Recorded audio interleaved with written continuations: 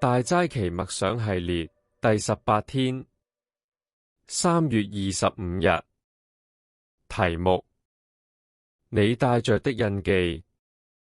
神說：我們要照着我們的形象，按着我們的樣式造人。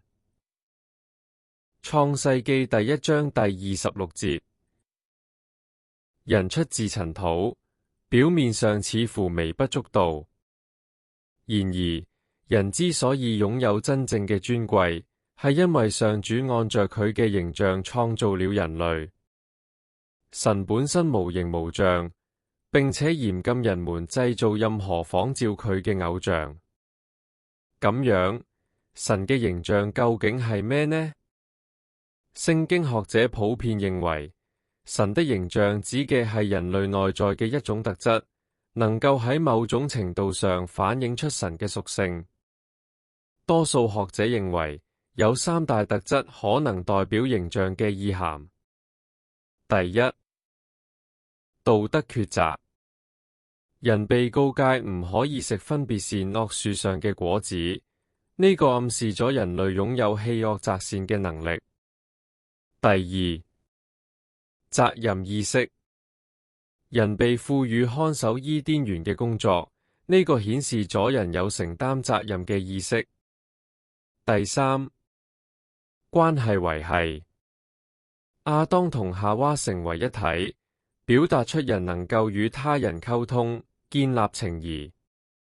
然而，或者仲有一個更根本嘅層面。耶穌曾經喺在世時被問到是否應該納稅給凱撒，佢請人攞一個銀幣嚟，反問：這像和這號是誰的？佢哋回答：是凱撒的。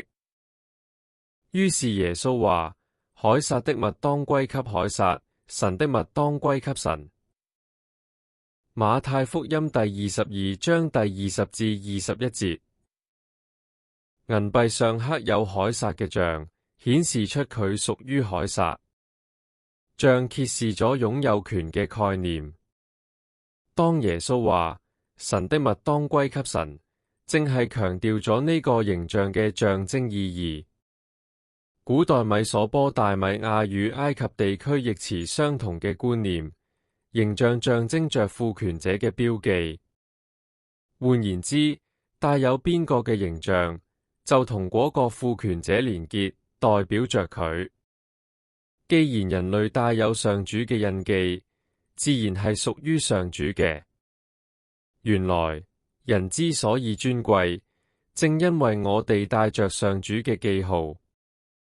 我哋既然屬於佢，就當喺世上成為佢嘅代表，彰顯佢嘅屬性與榮耀。人係與神連結嘅生命體，只要保持與上主嘅連結，就會係尊貴嘅。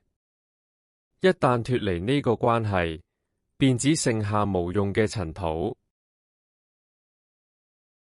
反思與禱告。第一，神的形象意味着我哋帶着上主嘅記號，成為佢嘅代表。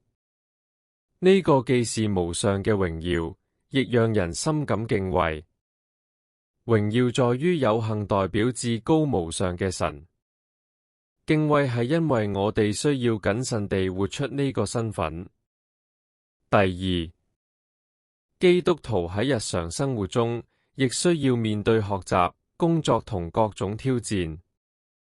你要點樣喺呢啲平凡嘅時刻中，活出呢份尊貴嘅身份呢？